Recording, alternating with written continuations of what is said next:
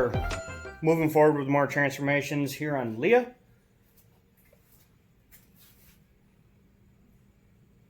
Cats. All right. So today we are going to level this truck off. It actually sits up higher in the front. It has kind of a squatting effect to it. This truck is a plow truck. It is what I tend to do with it. You can see my controller right here. And then the Ultra mount down here. Well, the problem that this truck has is that it sits higher up in the front.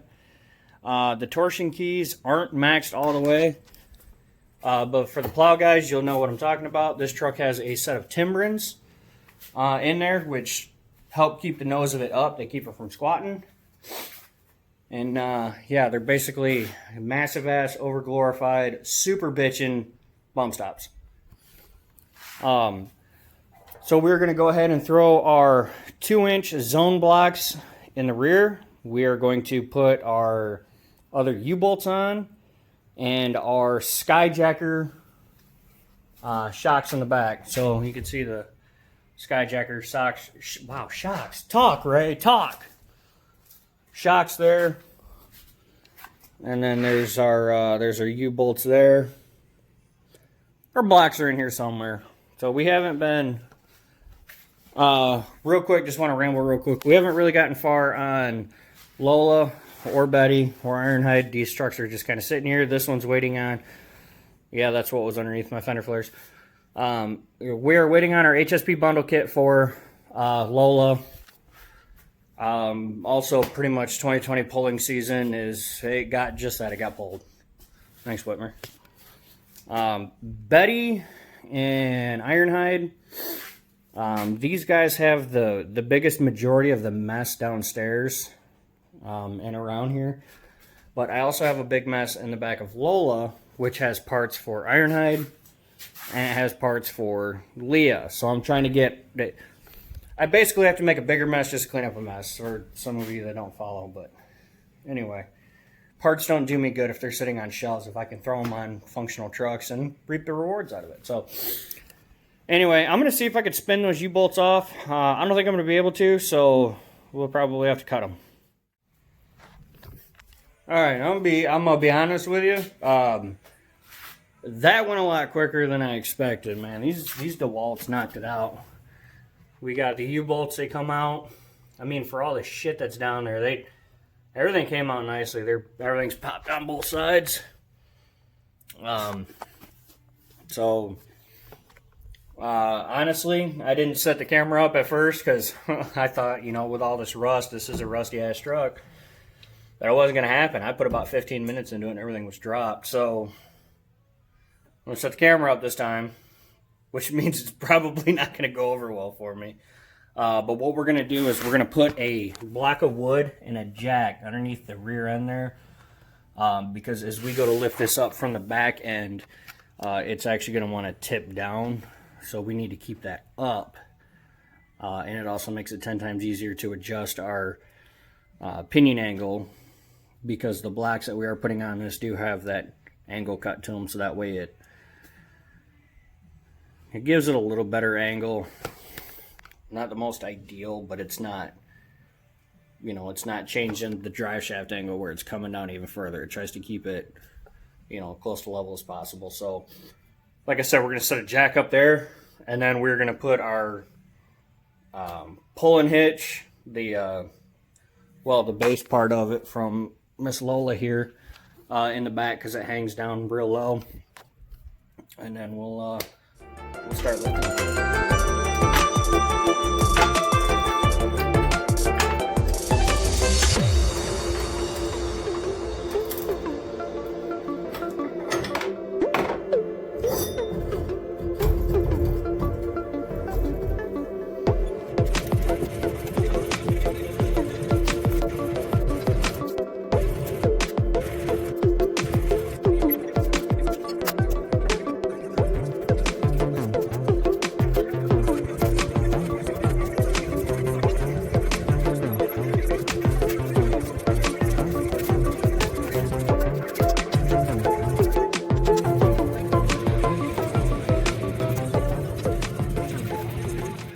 right, so mini freak out moment there for just a second.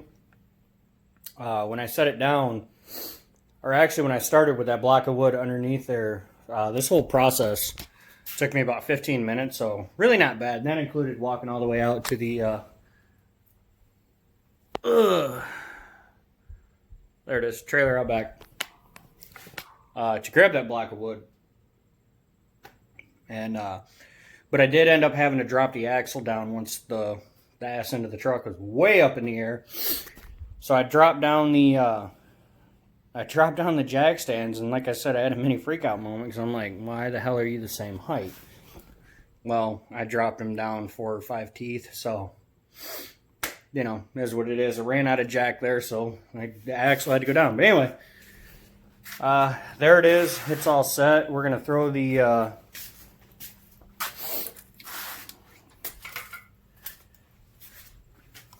U-bolts in it, start torquing some stuff down. And then I'm going to get it up in the air on the tires under its own weight. And then knock out the top bolts on the shocks, which I'm not going to lie, those look like shit. And it doesn't look like I can get my impact in there. So, you know, I'm going to have to get my big purse out and take my heels off and, you know, yeah. So anyway, we're gonna throw this shit on, and then I'll catch up with you guys afterwards, and we should have a ride height. I'm looking forward to it.